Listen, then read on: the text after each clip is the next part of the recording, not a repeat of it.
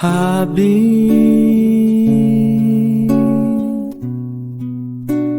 mestre da luz, chamado Jesus, Rei dos judeus,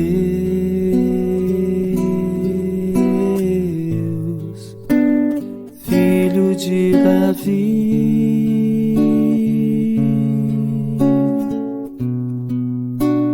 Cristo Redentor, emissário do amor, Cordeiro de Deus.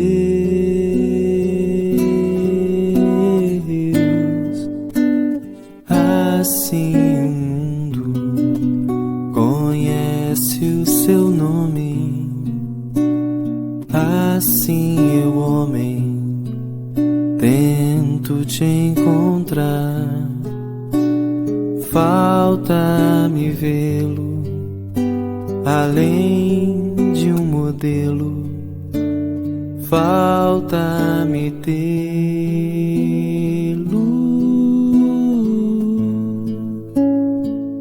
Rabi,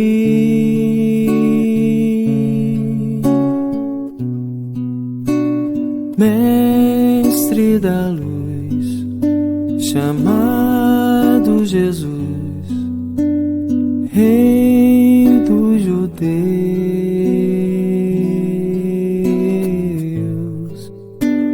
filho de Davi,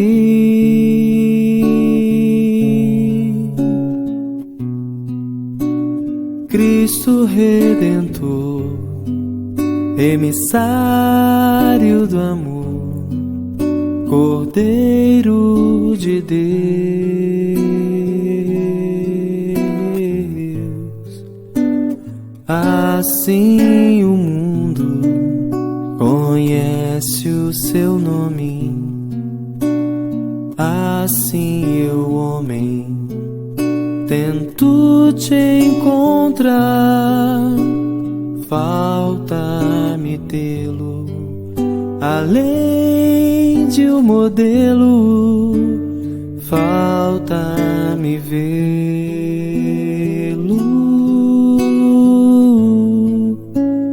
como um irmão.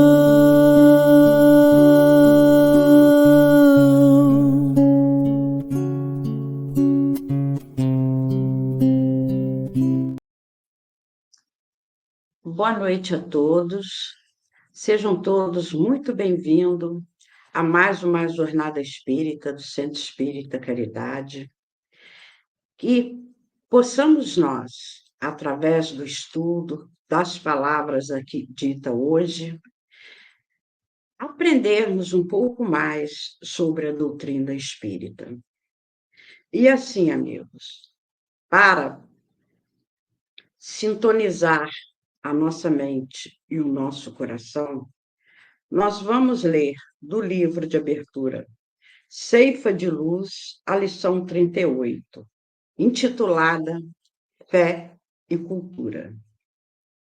Acolhei o que é débil na fé, não, porém, para discutir opiniões. Paulo aos Romanos, o capítulo 14, o versículo 1, que nos diz: indubitavelmente, nem sempre a fé acompanha a expansão da cultura, tanto quanto nem sempre a cultura consegue altear-se ao nível da fé. Um cérebro vigoroso pode elevar-se a prodígios de cálculos ou destacar-se nos mais estranhados campos da emoção, portas adentro dos valores artísticos, sem entender bagatela de resistência moral diante da tentação ou do sofrimento.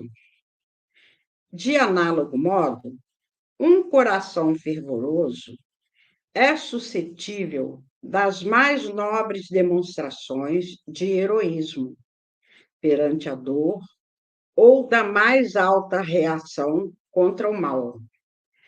pateteando, manifesta incapacidade para aceitar os imperativos da perquisição ou dos requisitos do progresso. A ciência investiga, a religião crê. Se não é justo que a ciência imponha diretrizes à religião incompatíveis com as suas necessidades do sentimento, não é razoável que a religião obrigue a ciência à adoção de normas inconciliáveis com as suas exigências de raciocínio. Equilíbrio ser-nos-á o clima de entendimento em todos os assuntos que se relacionem à fé e à cultura. Ou estaremos sempre ameaçados pelo deserto da descrença ou pelo charco do fanatismo.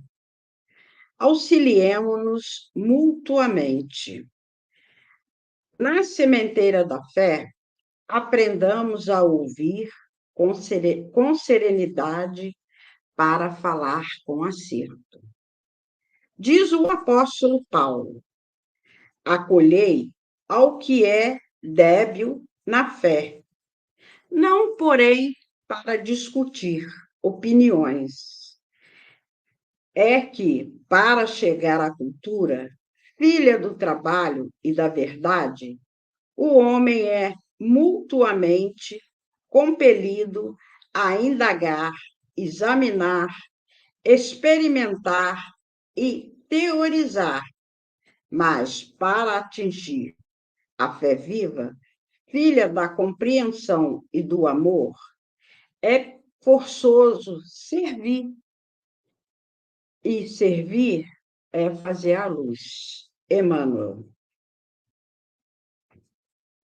E assim, queridos amigos que nos ouvem, que nos assistem, que possamos nós agora sintonizar com a egrégora do Centro Espírita Caridade, e os amigos espirituais, encarnados e desencarnados que aqui estão, para que possamos rogar a Jesus, nosso mestre e amigo, a permissão necessária, Senhor, para iniciarmos o estudo da noite de hoje, dizendo assim: Jesus, mestre querido, mais uma vez estamos aqui, Senhor, dizendo presente a tarefa que nos foi concebida.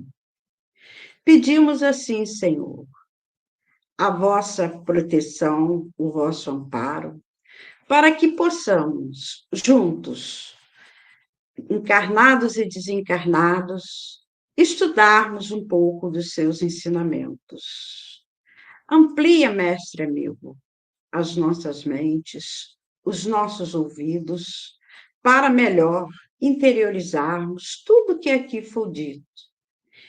E permita-nos, Senhor, que em teu santo nome, em nome de Maria de Nazaré, em nome de Francisco de Assis, mas acima de tudo, Senhor, em nome de Deus, possamos dar início ao estudo da noite de hoje, te pedindo também, ó Mestre, que ilumine, ampare e proteja nossa irmã Elisete Helena, que tem por missão direcionar os nossos pensamentos no estudo de hoje.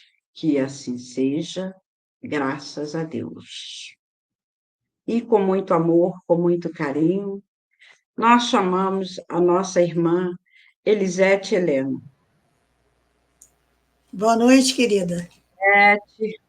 É um prazer estar com você, que você possa ser bem intuída, que você possa fazer um estudo de acordo com os nossos entendimentos.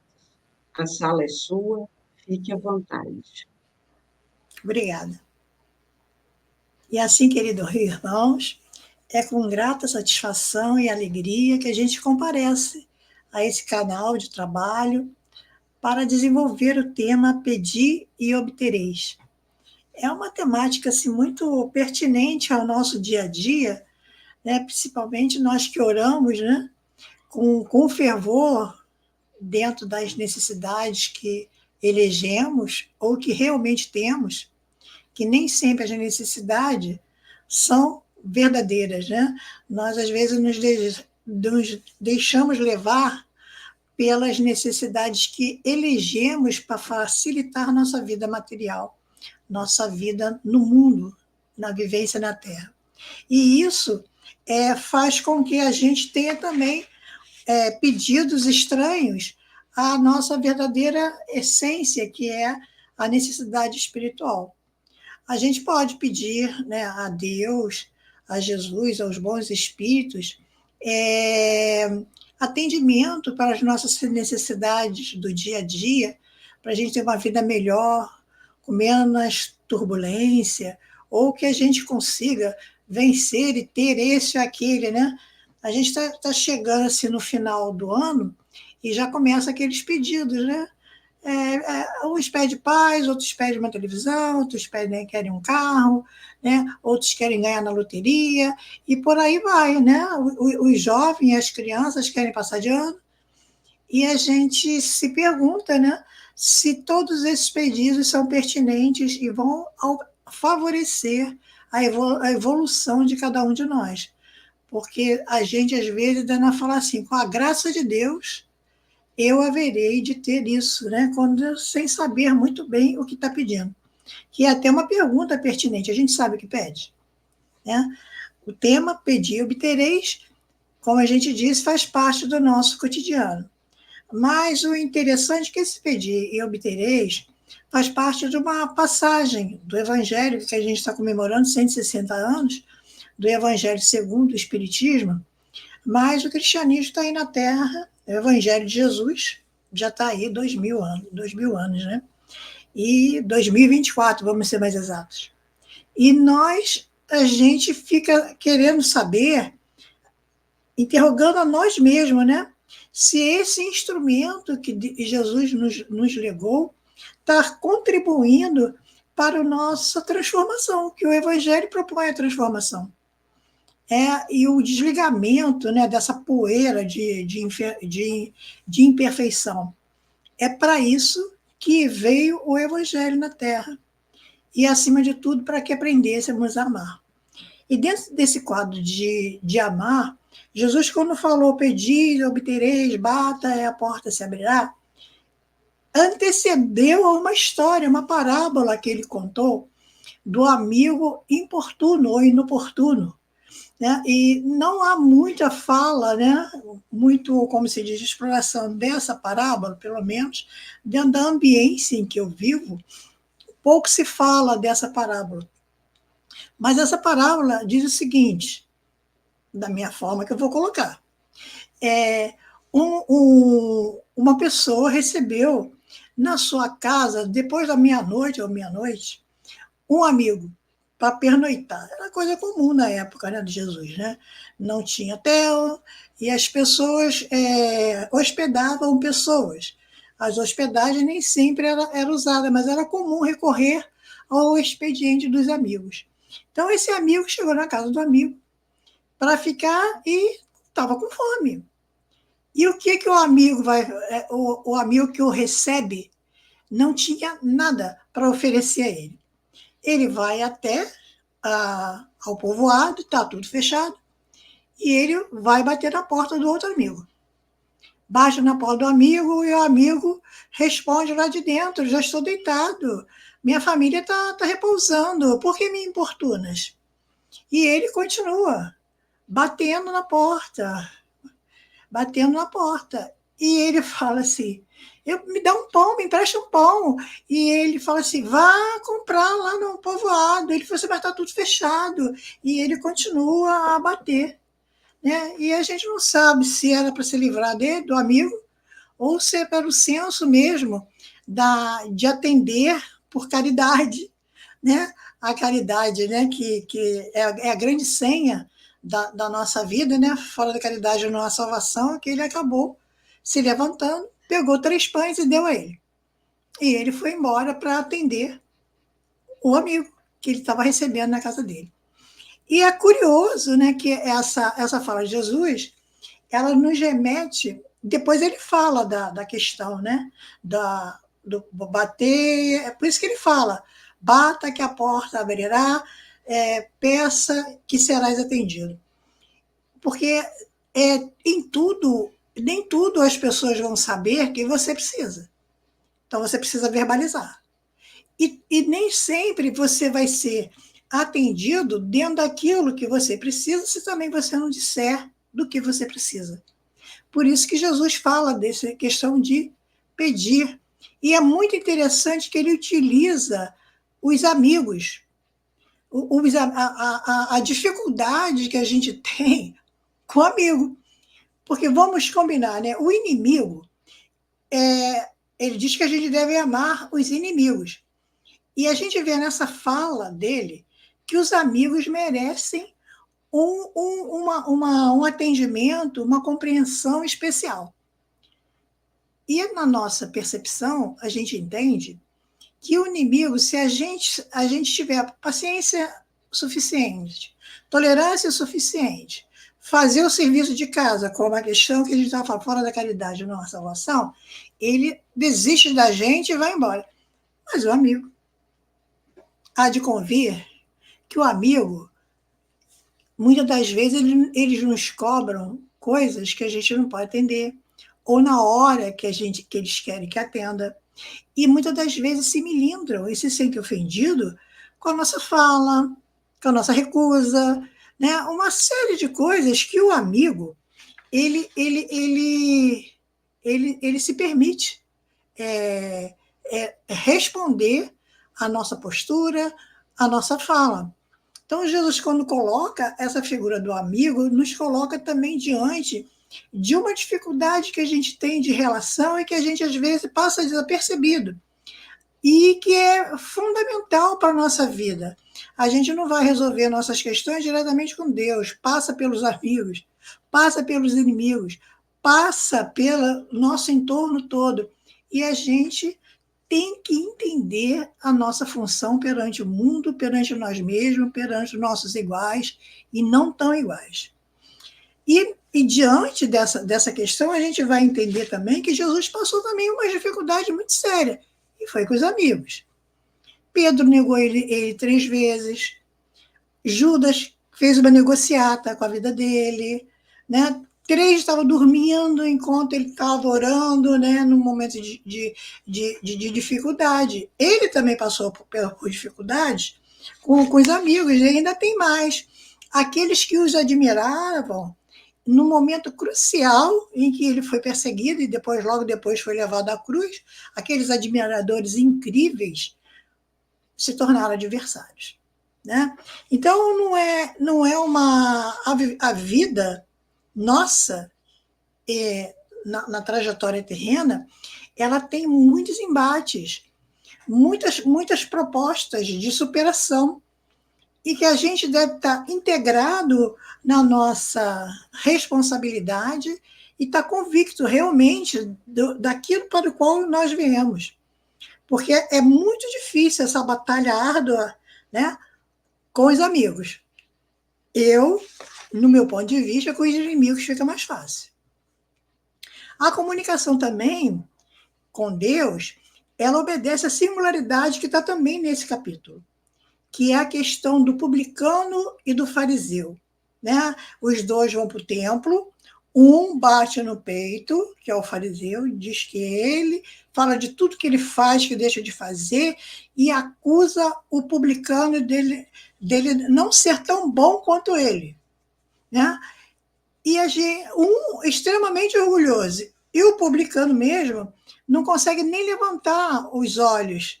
Ele se mantém de cabeça baixa e diz, né, que ele era errado, mas que ele estava ali e contava, é mais ou menos isso, né? Contava com a proteção, as bênçãos de Deus, mesmo sabendo que não era merecedor.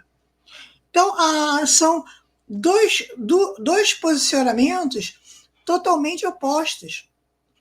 E que a gente precisa verificar, porque os ensinos de Jesus, isso também foi ensino de Jesus, não são ensinos para ficar na prateleira, né, nos livros resguardados, mas para a aferição do nosso comportamento, para a gente saber o que a gente está fazendo desse manancial libertador e transformador que é o Evangelho.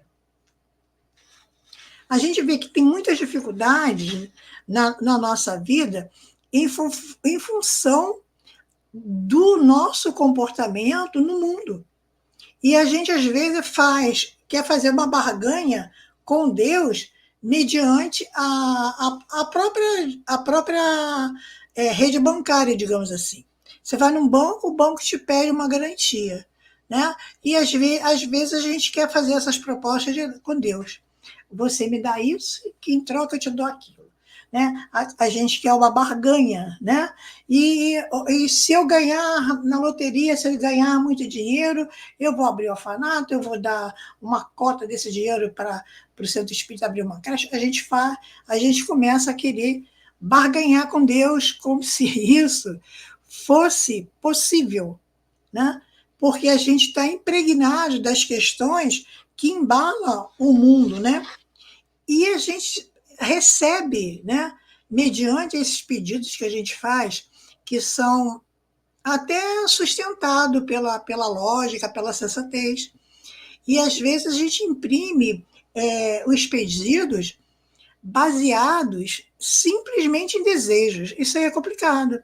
Como é que Deus vai atender desejos, né, que são caprichos nossos, como a gente já falou alguns, né, de ter dinheiro, né, de se resguardar para isso, para não sei o que lá, de fazer uma viagem. Isso aí são desejos. Eles são até instintos, né? Está ligado muito ao instinto e o aqui e agora. A gente deseja atender certas aspirações, esquecido do que realmente é esperado de nós. Então, na realidade, os desejos, por ser constantemente não aceitos, não atendidos pelo plano espiritual, acaba disciplinando a nossa moral. A gente vai desenvolvendo esse lado nosso que é necessário, que a gente reencarnou para o progresso moral. Mas vai também dinamizando a vontade. Porque a vontade, ela exige da gente um cumprimento de dever. Ela faz com que a gente venha a renunciar até esses desejos infantis e caprichosos para determinar o que realmente compensa, o que realmente evolui, o que realmente vai nos propiciar as grandes conquistas.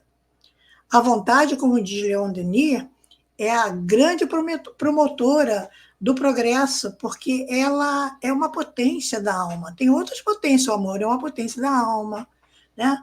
A prece também é uma potência, né? Essa ligação, essa vibração.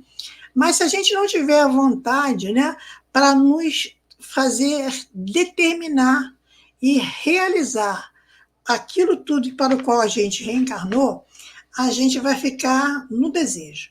Né? E o desejo deixa para depois, o desejo é preguiçoso, o desejo quer compensação. Né? E a vontade não. A vontade, ela determina. Ela diz exatamente aonde a gente quer chegar e como chegar. E que essa questão da caridade não é uma simples doação de moedas, não é doar roupas, não é fazer isso, não é fazer aquilo. Passa também por isso. Mas acima de tudo, a gente ter os sentimentos enobrecedores, envolvendo toda essa mesma entrega de coisas e de materiais. Porque se a gente entregar simplesmente para as pessoas o que elas precisam, sem a combustão do amor, do carinho, do cuidado, vai ser algo frio e que poderá ser até uma ofensa grave. Mesmo que a pessoa esteja necessitando, ela não merece ser ofendida com uma entrega de material de qualquer coisa, de qualquer jeito. Então, a gente tem que ter muito cuidado, e nisso tudo aí, a gente está, na realidade, treinando para aprender a sermos verdadeiramente bons. A gente ainda faz muita bondade por aí. A lei de trabalho, quando a gente pede, né, quando a gente fala de desejos e de atendimento às nossas necessidades, está impresso dentro da lei de Deus que as verdadeiras conquistas têm a lei de trabalho, você tem que trabalhar por ela. É igual os nossos filhos. Hoje mesmo estava conversando com meu neto, que morou comigo 8 anos, ele agora já está um rapazinho de 9, vai fazer 10 anos, e eu estava conversando com ele sobre essas questões, né? Ele quer uma série de coisas, o pai atende, a mãe atende, e ele tem, a par disso, ele tem um conjunto de obrigações, mesmo sendo crianças, que é um erro nosso, achar que a criança não tem responsabilidade, ela tem que treinar, exercer, viver com responsabilidade dentro do quadro de ação em que ela está vivendo. Senão ela vai ser criança pelo resto da vida.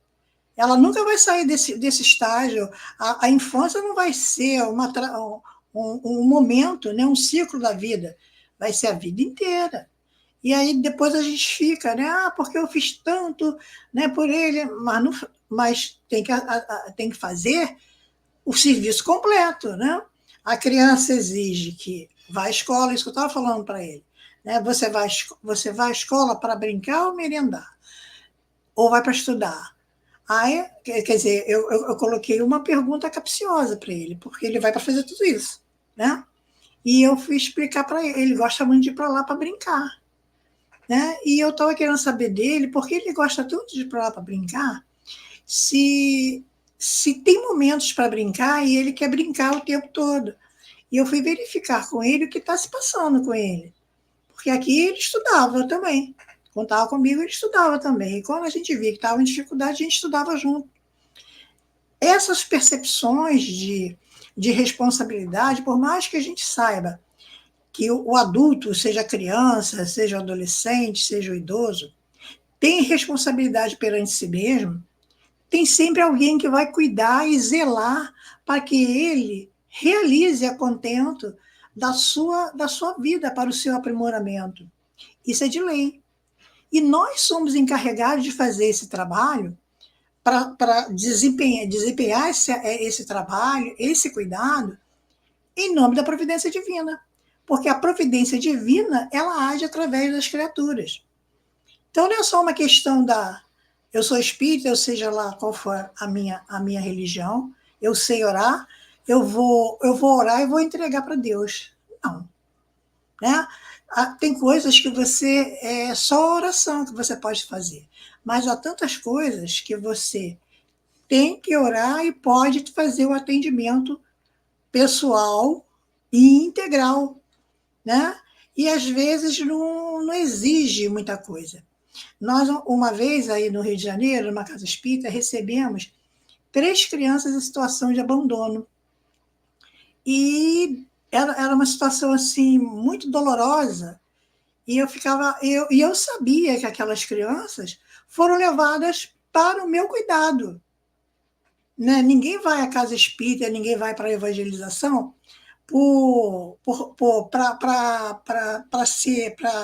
para diversão, por brincadeira, ou é obra do acaso, isso não existe.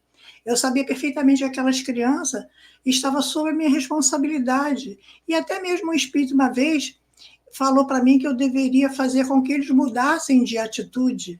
Olha que coisa interessante, o Espírito, que era anjo guardião daquele núcleo, né? Pressuponho eu, me falou, você tem que fazer eles mudarem de atitude. E como é que a gente faz, né, esse trabalho? Eu pedi aliança às outras pessoas, colaboração até mesmo com as crianças que estavam na evangelização naquele dia, e falei para eles o que estava sendo solicitado da minha pessoa, mas que eu não conseguiria realizar a contento da tarefa se eu não tivesse a ajuda deles. Porque a gente também, dentro de um grupo, a gente também é para formar alianças, é para trabalhar em equipe. E a menina mais velha desse grupo, que eram 3 crianças, a menina mais velha, que estava com 11 anos, ela estava passando por uma situação muito difícil, né? Ela num momento assim de desespero, porque a casa dela só tinha uma janela e a porta. E no período que ela estava se colocou, foi colocada nessa situação difícil, ela ela saiu de casa, que era o período de férias, ela ficava em abrigo, e no período de férias ela ficava em casa. Então, a ordem do pai era não sair de casa. E ela cuidava dos outros 2 irmãos menores. Mas, em dado momento, ela ficou assim, desesperada de estar naquele cubículo, que era um quarto pequeno, pequeníssimo, só cabia uma cama, as roupinhas ficavam tudo assim em trouxinha, dentro de sacas de mercado, tudo ali pendurado, tudo limpinho, tudo arrumadinho. E tinha uma geladeira e um fogão, mais nada. Aí, do nada, ela sai correndo e acabou indo parar na boca de fumo. E lá na boca de fumo, eu vi aquela cena espiritualmente. Ela diante de um homem que a olhava com cobiça. E logo depois o pai dela veio conversar comigo que ela estava dando muito trabalho para ele, que tinha fugido de casa e foi parar, confirmando aquilo que eu havia visto. E aí, como é que a gente conversa com ela? Se ela nada falava, ela não falava nada, ela tinha tanta mágoa, ela tinha tanta dor no coração, porque a mãe abandonou ela e deixou com o pai. A gente presume que eles viveram um bom tempo andando pela rua. E eu tentei conversar com ela, não consegui. E uma amiga minha que trabalhava, na época chamava, hoje é vulneráveis, né? Na época chamava minorias. E então, ela tinha assim, todo um recurso interno, né? De trabalhar com o sofrimento e de trazer as pessoas para fora. E qual foi a condição, o resultado dessa conversa que teve com a minha amiga, enquanto eu estava com as outras crianças na evangelização?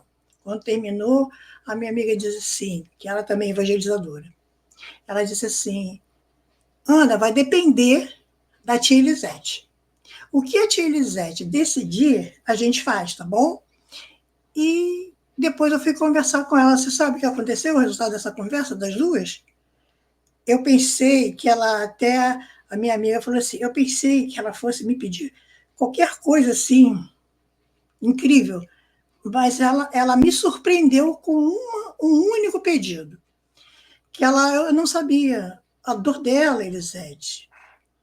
Eu não sei, né? A gente sabe da dor dela naquele período, né? A gente presume saber, né? Que ela nunca verbalizou para minha amiga. Ela falou assim, a dor é tão grande, que eu não sabia o que dizer para ela. Então, nesse ato de não saber, eu perguntei a ela, o que eu posso fazer por você? E ela simplesmente falou assim, eu queria uma visita. Lá em casa, a gente não recebe visita. Olha que coisa simples e interessante, né? E nós acabamos indo lá, né, cortando a conversa, nós fomos lá, com chuva, estava se chuviscando naquele morro, né, o morro lá da Primavera, subindo aquele morro íngreme, né? Um amigo nosso nos levou de Kombi, e nós fomos honrar aquele pedido, porque para nós era como se tivesse sido uma convocação para ir até lá. Nós fomos. E nós ficamos surpresos, foi assim que eu vi a ambiência doméstica dela, né? Aquela ambiência dificultosa, né? de viver presa ali, já imaginou 24 horas por dia, sem direito de sair, só podia sair quando o pai estivesse, e o pai saía junto. E a gente foi entender melhor. E a garotinha menorzinha, ela estava sentada na porta da entrada, né? E o pai, quando nos viu, ele falou assim, dona, muito obrigada, que Deus abençoe vocês. Eu já não sabia mais o que fazer. Essa menina aí não sai daqui desde que acordou, ela mal tomou café e não quer mais nada, ela está sentada aqui esperando vocês. Se vocês não vêm aqui, eu não sei o que eu ia fazer com essa menina. E foi, a gente fomos mais 2 crianças conosco, uma adolescente e um rapazinho, E nós, quando voltamos, nós avaliamos, né, voltamos para a casa espírita, nós avaliamos aquele pedacinho de chão, as necessidades múltiplas daqueles seres que ali viviam, e o menino, que nunca tinha feito prece, nunca na vida, ele sempre se recusava a fazer prece, aquele dia ele orou. E o que ele pediu? Né? Ele pediu a Deus que desse outro lar, um lar para eles, embaixo, lá fora daquele morro. Foi mais ou menos assim que ele pediu, fora. E que para que eles pudessem viver melhor, né? Para que eles pudessem ser mais felizes. Foi mais ou menos assim o pedido dele. O pedido dele foi esse. E ao cabo de 2 ou 3 meses, o pai dessas crianças me procurou e para me dizer assim, Dona Elisete, eu consegui, andando ali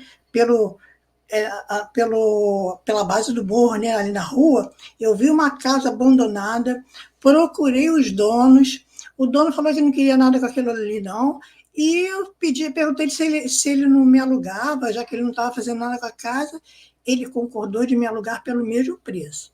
Bom, foi assim, eu procurei muito o menino que fez a prece, para ele saber que a prece foi ouvida, em grau máximo, porque ali daquele cubículo eles foram morar no 2 quartos, sala, cozinha e banheiro, coisa que eles não tinham. Né? Então, quando Jesus fala pedir e obtereis, a gente tem que saber que os pedidos têm que ser formulados, porque nada acontece milagrosamente, mas tudo conspira espiritualmente para atender às nossas necessidades, especialmente se elas são promotoras do nosso desenvolvimento espiritual, que passa por atendimento material. Mas a qualidade, né,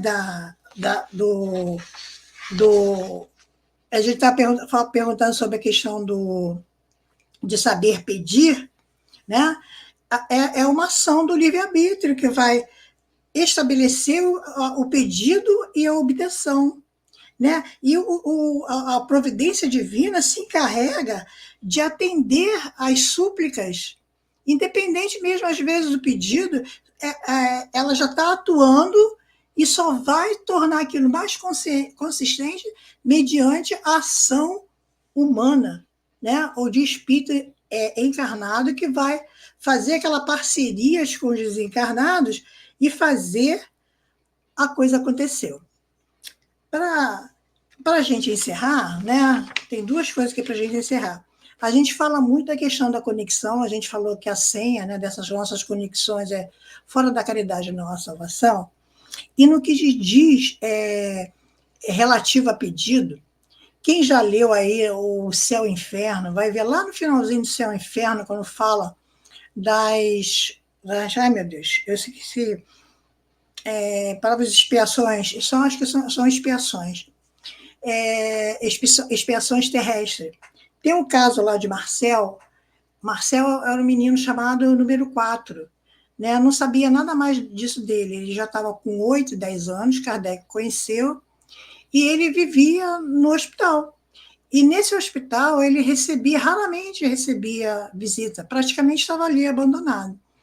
Mas ele era, assim, de uma capacidade intelectual, era muito inteligente, o médico atendia ele, conversava muito com ele. E ele mesmo se perguntava da onde que vinha aquela inteligência, aquela sensatez, aquela paciência e aquela ternura que aquela criança tinha, porque ele falou assim, ele nunca teve condições de aprender isso na vida, porque essa doença, que inclusive era uma doença que ele era todo contorcido, e era o corpinho cheio de chagas. O médico dizia, ele não teve tempo de aprender nada com ninguém, porque antes de ter raciocínio, ele já estava doente. Mas a condição espiritual dele é que a gente sabe, né? Que diz, né? O que a gente está trazendo, essa questão, que esse Marcel, quando ele desencarnou nesse período de 8, 10 anos, né? Que Kardec narra lá no Céu e Inferno, E ele, quando é chamado lá na Sociedade de Paris, ele diz que ele passou, ele foi muito sensualista, fez muita coisa errada, não tinha nenhum respeito por Deus, e isso resultou em inúmeras reencarnações. E ele diz assim: Deus foi tão bom que nessas encarnações me concedeu missões. Essa última, né, que vocês conhecem, fui eu que pedi. Olha só, pede e obtereis, né? Ele pediu. Ele pediu por quê? Porque ele queria se depurar mais. E mais do que isso, ele queria oferecer ao mundo a realidade do bem sofrer, de ser para as pessoas um exemplo e um estímulo de vida, mas, como eu vou dizer, de forma que você renunciasse à própria dor para viver a solicitude do tempo de forma honrada. E é perguntado a ele aonde que ele conseguia, né, diante da dor, só tem um episódio, né, que Kardec narra, ainda quando ele está encarnado, que ele pede ao médico para dar mais uma pílula para ele, e o médico diz assim para ele: mas você já tomou. Eu falei assim: mas eu quero mais, porque eu estou sofrendo tanto que eu não vou conseguir nem orar a Deus hoje. E eu não quero incomodar as pessoas com a minha dor. E o médico, pelo jeito, dá um medicamento para ele, né? Para ele dormir. Ele falou que ele iria dormir e não ia sentir dor nenhuma. E ele diz nessa comunicação que ele auria forças em Deus. Era em Deus que ele tinha forças para suportar todas as dores físicas. Mediante um pedido, né, que a gente até... Ele falou que ele não é herói, não, que ele nem estava... Ele não encarnou também para instruir ninguém. A encarnação dele tinha um propósito de consolar pessoas. E a gente acha, né, eu entendo que essa encarnação dele foi vitoriosa, né, porque ele bem cumpriu em espaço-tempo, em um curto espaço-tempo, mediante dor atrozes, aquilo para o qual ele pediu e se comprometeu. Foi uma missão, né, uma prova, e que ele pediu a Deus e foi atendido, né? A gente não faz esses pedidos, né? Só quando a gente entende o que é o sofrimento e que em qualquer situação, no leito de dor ou fora dele, o trabalho também nos convoca, a lei do trabalho nos convoca a fazer o melhor, porque lei de causa e efeito, causa, ação e reação, ela está comprometida, está envolvida em todo o processo. E a gente não vai modificar o quadro das nossas existências anteriores se não for com muita renúncia, com muita força, resiliência, como diz o nosso amigo Marcel, né? E para encerrar mesmo, né, que a gente sabe que a oração para o Marcel não suprimia, né, o problema dele, mas amenizava, né, amenizava grandemente a sua dor, né, e renovava o ânimo e a disposição dele. Isso não é só com ele, é com todos nós. A gente é porque é meio caprichoso, a gente quer que tudo termine, tudo acabe, que a gente fique de boa. Mas a questão de ficar de boa, como a gente entende, não é o melhor para nós. Então, o entender do que é bom para nós, só estudando e vivenciando a doutrina. Então, a gente sabe que Deus tudo vê e tudo provê. E é justamente no Salmo 23 que a gente faz a nossa última fala, agradecendo a esse canal maravilhoso dessa Casa Espírita que a gente tanto ama e tanto trabalhou em certo tempo, e para agradecer através do Salmo. O Senhor é o meu pastor, nada me faltará. Ele me faz repousar em pastos verdejantes. Leva-me para junto das águas de descanso. Refrigera minha alma. Guia-me pelas veredas da justiça por amor do seu nome. Sempre justiça, né? Ainda que eu ande pelo vale da sombra da morte, não temerei mal nenhum, porque tu estás comigo. O teu bordão e o teu cajado me consolam. Preparas-me uma mesa na presença dos meus adversários. Unges a minha cabeça com óleo. O meu cálice transborda. Bondade e misericórdia certamente me seguirão todos os dias da minha vida. E eu habitarei na casa do Senhor para todo sempre. Graças a Deus.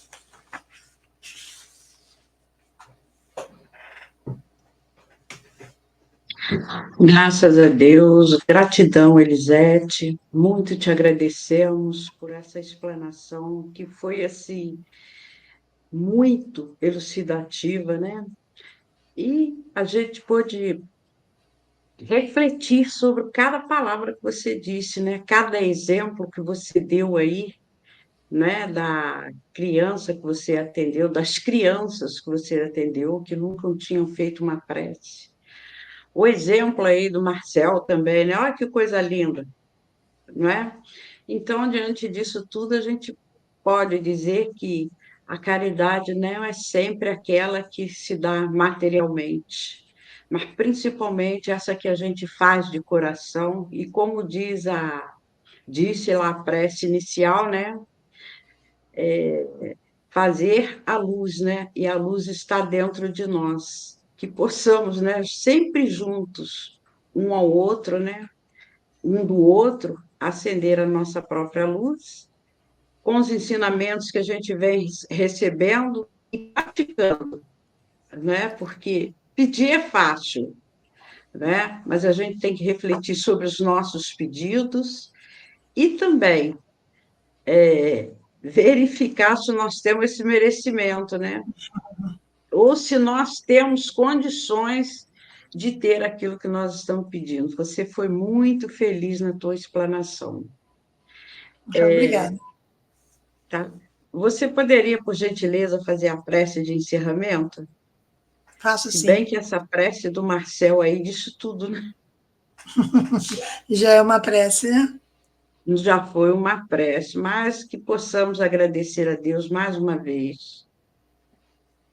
Nunca é demais, né? Agradecer a Deus. Querido Jesus, grato estamos aqui para te agradecer por nos fazer porta-voz do seu Evangelho e trazer essas lições que nos encorajam, que nos estimulam a sermos melhores, a termos coragem de viver perante a luz e ampliando a nossa luz. Não importa o tamanho que seja, a intensidade que seja. Luz é luz. E que mediante essa luz que espraia de nós mesmos, pelo pensamento, pela coragem de sentir e de verificar que só tu é o caminho, a verdade, a vida, a gente possa seguir em frente, altruisticamente, e diante das circunstâncias que a vida nos oferecer, sabemos dar de nós mesmos para bem cumprirmos a nossa tarefa na Terra. Assim seja. Gratidão. Gratidão mais uma vez, Elisete, gratidão a Deus, a espiritualidade amiga que aqui esteve conosco, nos ajudando, nos amparando. Gratidão também, né, aos irmãos da casa do Centro Espírita Arauto de uma Nova Era, que nos ajudou até aqui, né, nos trazendo nessa jornada espírita. E aproveitamos também para informar aos nossos internautas que nós encerramos os nossos estudos online, mas o Centro Espírita Caridade continua no presencial todas as terças e quintas-feiras para o estudo e para tratamento e autotratamento. Agradecemos a todos que nos ajudou e que possamos estar juntos numa nova época. Uma boa noite e que a paz de Jesus, de Deus nosso Pai, esteja no coração de todos. Boa noite a todos. Boa noite.